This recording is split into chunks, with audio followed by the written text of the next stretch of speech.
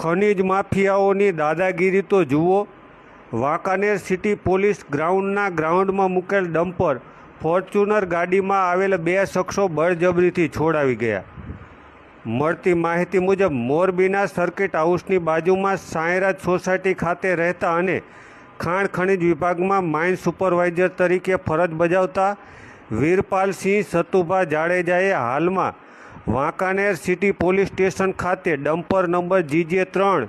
CU0018ના driver તથા Fortuner ગાડી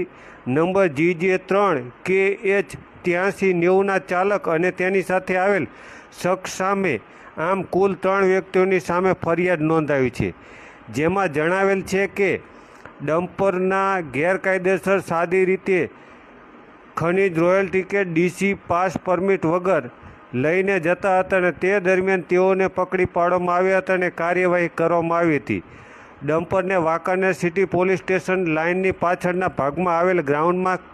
રાખવામાં આવ્યું હતું ને ત્યાં સિક્યુરિટી ગાર્ડ રાખીને અન્ય કાર્યવાહી કરવા માટે થઈને તેઓ ગયા હતા।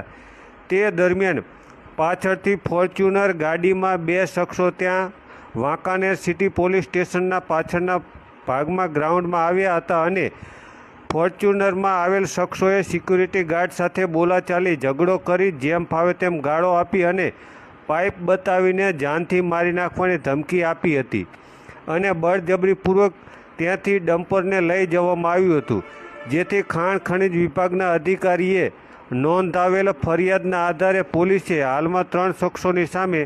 ગુનો નોંધી આરોપીઓને ઝડપી પાડવા ચક્રો ગતિમાન કર્યા છે। આમ